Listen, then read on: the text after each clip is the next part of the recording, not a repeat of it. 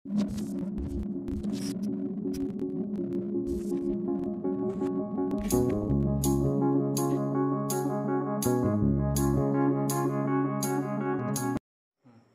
Students, तो आज इस चैप्टर का लास्ट टॉपिक, एकमात्र टॉपिक, एक्टिवेशन एनर्जी। क्वेश्चन देखने में लगेगा बहुत कठिन और लगाने में उतना ही आसान। केवल फार्मूले को इक्वेट करना होता है, खाली वैल्यू को इक्वेट करना होता है, बहुत इजी लगेगा। प्रॉपर लेक्चर, पूरा लेक्चर देखते रहिए। जब पूरा लेक्चर आप देख लीजिए, आप कमेंट बॉक्स में रिप्लाई करिए कि अब हमको वीडियो चाहिए न्यूमेरिकल्स का। जो चैप्टर कंप्लीट होता जाए उसके न्यूमेरिकल मांगना स्टार्ट कर दीजिए, क्योंकि बिन मांगे कुछ नहीं मिलता है, इतना बहुत मिल रहा है। अब जो नीड है वो आप बताइए, तब उसके अकॉर्डिंग आपको मटेरियल मिलता जाएगा। चलिए शुरुआत करते हैं एक्टिवेशन एनर्जी। इसकी नीड आप लोगों को भी बहुत पड़ती है ना। ऐसे एक्टिवेट नहीं होता। सुबह पिताजी उठा के बैठाते हैं कि बेटा पढ़ो, लेकिन बेटा नहीं पढ़ते हैं, क्योंकि एक्टिवेशन एनर्जी मिलती नहीं। और जब एक अच्छी सी डोज मिलती है तो एक्टिवेट हो जाते हो।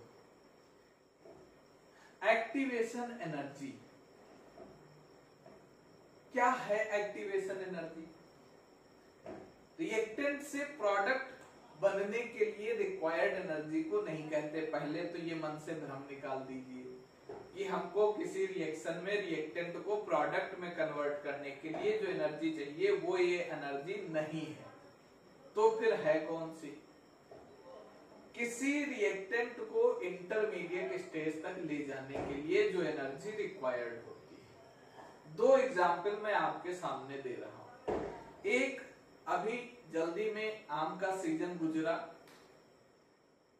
आम आना तो शुरुआत हो जाता है, अगर कच्चे आम की बात करें तो मार्च अप्रैल से ही थोड़े थोड़े आने शुरू हो जाते हैं। अप्रैल में एक एवरेज साइज भी आ जाता है, मई के फर्स्ट वीक में तो ठीक ठाक साइज हो जाता है। क्या उस समय उसमें हम इथाइलिन गैस, यानी कि जिसको आप कार्बेट कहते हो, लगा दें तो पक जाएगा? नहीं पकेगा। लेकिन वही कार्बेट हम जून के फर्स्ट वीक में लगा दें तो आम पक जाता है। दूसरा क्वेश्चन, दूसरा एग्जाम्पल, क्यों ऐसा होता है ये बता रहे हैं।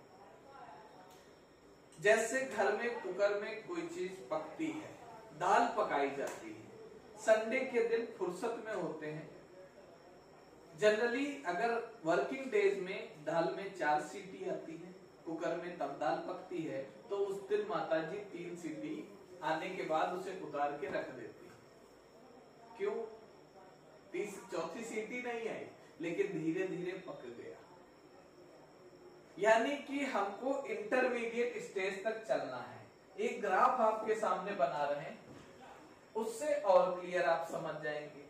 अभी मैंने आंसर नहीं दिया आपको, अब वो ग्राफ आप देख लीजिए, तभी आप समझ पाएंगे। ये अब यहां पे ग्राफ बनेगा। ये एक पहाड़ है, हम यहां पे खड़े हैं, ये रिएक्टेंट है, हम यहां पे खड़े हुए हैं, और ये प्रोडक्ट है। हमको इस रिएक्टेंट से प्रोडक्ट बनाना है। क्या हमको यहां तक ले जाने के लिए ताकत चाहिए? नहीं। हम यहां तक किसी चीज को ले आए और उसके बाद लुढ़का दे, वहां तो अपने आप पहुंचे। हमको एनर्जी कितनी चाहिए? यहां से यहां तक जाने के लिए। ये एनर्जी तो शरीर से खुद ही निकलेगी जब लुढ़कोगे। यहां एनर्जी की रिक्वायरमेंट नहीं है। ये जो पॉइंट है, this is called intermediate complex. Intermediate complex,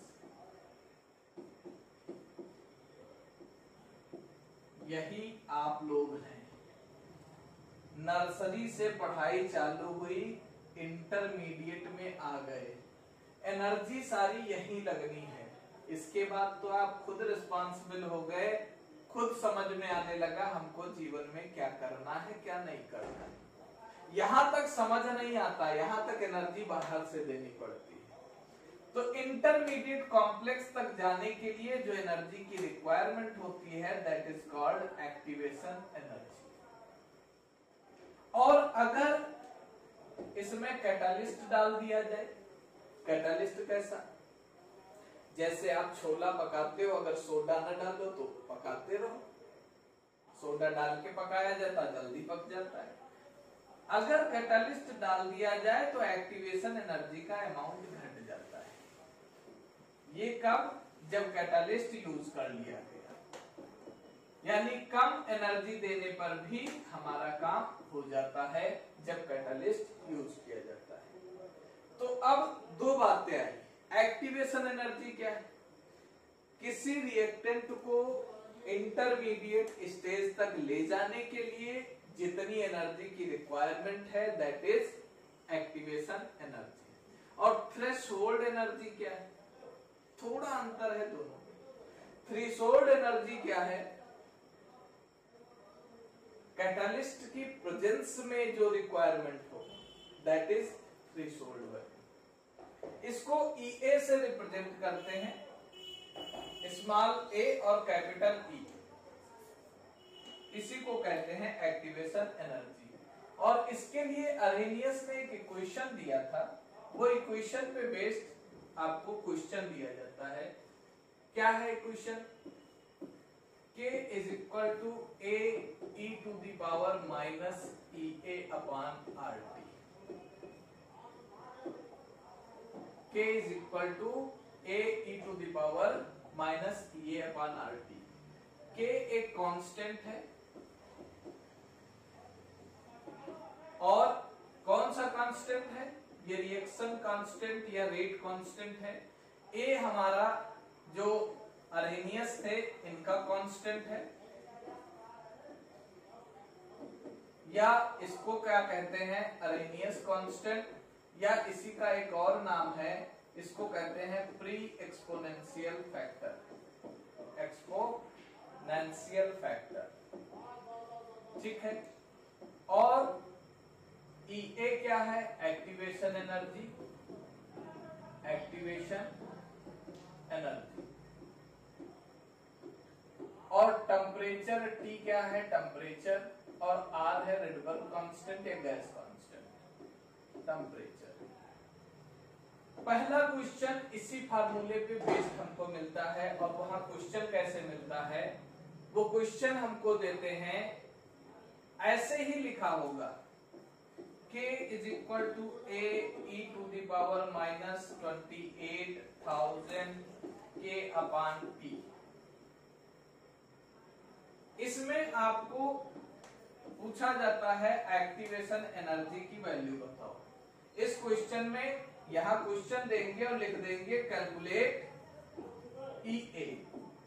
आपको कुछ नहीं करना है, सिंपली इस फार्मूले को इस फार्मूले से इक्वेट कर देना है, इन दोनों फार्मूलों को इक्वेट करना है। देखिए कैसे, अब अगर इस फार्मूले को इक्वेट करें तो हमारे according EA upon RT is equal to 28,000 K upon T।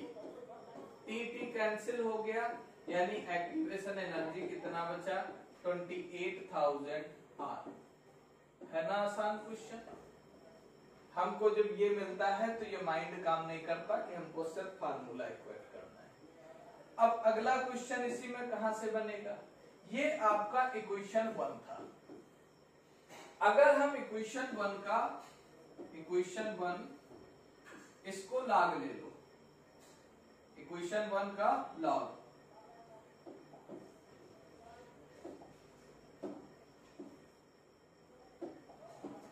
Log of equation 1, तो इक्वेशन 1 का लॉग क्या निकलेगा, और लॉग भी लिया कौन सा जाता है, एक्सपोनेंशियल टर्म, क्योंकि हमारे पास फार्मूले में E था यानी एक्सपोनेंशियल फैक्टर था।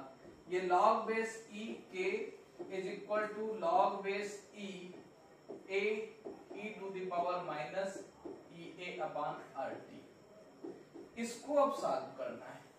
देखिए पूरा क्वेश्चन ये कैसे सॉल्व होगा।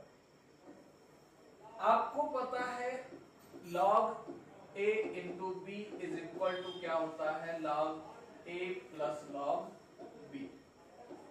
इस फार्मूले को लगाएंगे तो ये निकल के आएगा log base e k is equal to log base e a plus log base e to the power minus e a upon r t। यहां से एक बात और समझ में आई, जो दूसरा फार्मूला log का होता है log a to the power b, इसके लिए लिखा जाता है b log a। तो फिर इसको सॉल्व करेंगे, ये हो जाएगा log base e k is equal to log base e a plus और माइनस क्या हो जाएगा, माइनस, प्लस माइनस माइनस,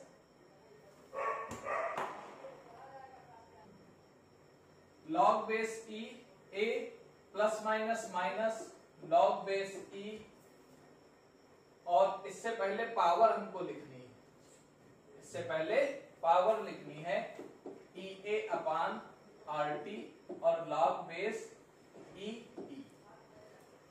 यहां से एक और बात आपको ध्यान रखनी है, अगर कभी आपको दिया जाता है इफ log बेस x पे x की वैल्यू 1 होती है, यानी log बेस 10 पे 10 की वैल्यू 1, तो फिर log बेस e पे e, यानी बेस और वैल्यू अगर बराबर है तो वो फिर 1 हो जाते हैं।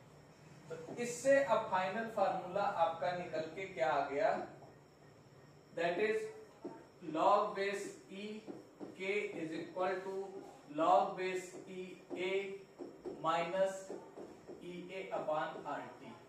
अब log हम एक्सपोनेंशियल टेबल तो है नहीं हमारे पास टेबल है वो बेस 10 की है, तो हमको बेस 10 पे वैल्यू निकालना है, तो इसको चेंज करेंगे, log base e is equal to होता है 2.303 log बेस 10।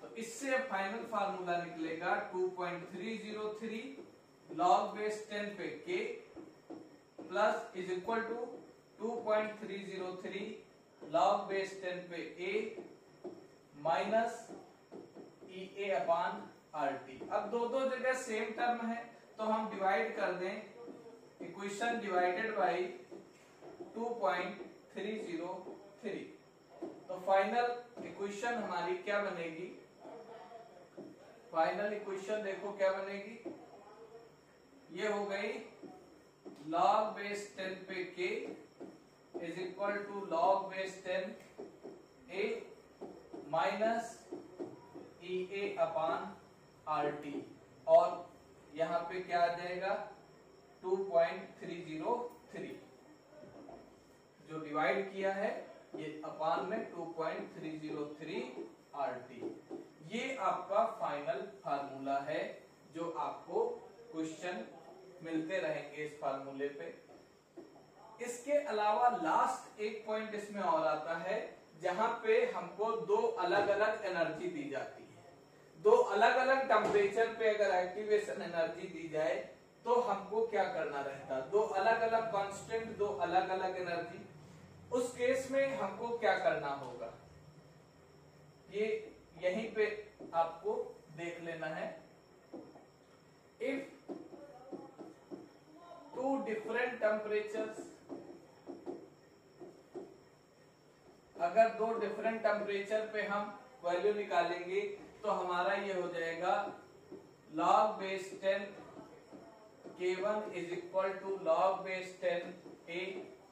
ये प्री एक्सपोनेंशियल फैक्टर है, कांस्टेंट वैल्यू है, चेंज नहीं होगी, एक्टिवेशन एनर्जी भी चेंज नहीं होगी टेम्परेचर से। 2.303 r कांस्टेंट है, टेम्परेचर T1 हो गया, यानी सिर्फ K1 और T1 बदलेंगे और कोई नहीं बदलेगा। अगर इसको हम इक्वेशन 1 मान ले और दूसरे टेम्परेचर पे कांस्टेंट की वैल्यू, क्योंकि कांस्टेंट टेम्परेचर डिपेंडेंट है, ये रेट कांस्टेंट है, एक्सपोनेंशियल फैक्टर कांस्टेंट है इसका, ये चेंज नहीं होता है, अपान 2.303 RT2, ये इक्वेशन 2 है। तो इक्वेशन 2 से 1 को माइनस करेंगे तो क्या बनेगा, ये आपका आएगा log base 10 K2 minus log base 10 K1, और ये log a तो कैंसिलाइज हो जाएगा और बचेगा क्या, माइनस का EA अपान 2.303 RT2, और ये माइनस माइनस प्लस हो जाएगा EA अपान 2.303 RT1। अब यहाँ पे जो कॉमन है उसको कॉमन ले लेंगे और फाइनल इक्वेशन बना लेंगे। log a minus log b क्या होता है, log a अपान b, तो log base 10 K2 upon K1 हो जाएगा is equal to EA upon 2.303 R, और ब्रैकेट में 1 अपान T1 माइनस 1 अपान T। ये आपका फाइनल दो डिफरेंट टेम्परेचर को शो करता हुआ एक्टिवेशन एनर्जी का फार्मूला। यहाँ पे ये चैप्टर आपका एंड होता है। इसके साथ में एक दो छोटे छोटे क्वेश्चन हैं, जैसे कोलिजन फ्रीक्वेंसी क्या है, तो 1 सेकंड में होने वाले कोलिजन की संख्या कोलिजन फ्रीक्वेंसी है। दूसरी चीज एक दो और कॉन्सेप्चुअल क्वेश्चन है, जैसे किसी के पास प्रॉपर एक्टिवेशन एनर्जी नहीं है तो फिर वो कोलिजन नहीं करेगा। दूसरी कंडीशन क्या है, कोलिजन के लिए दो फैक्टर रिक्वायर्ड है, प्रॉपर एक्टिवेशन एनर्जी और प्रॉपर ओरिएंटेशन। अगर ओरिएंटेशन गलत है, एनर्जी मेंटेन है, तो भी कोलिजन नहीं होगा। अगर एनर्जी गलत है और ओरिएंटेशन ठीक है तो भी कोलिजन नहीं होगा। दोनों चीजें परफेक्ट हो तो ही कोलिजन होगा। ये चैप्टर आपका यहाँ पे फिनिश होता है। अब अगले चैप्टर में आपको 5th चैप्टर है सरफेस केमिस्ट्री, उसका इंतजार करिए।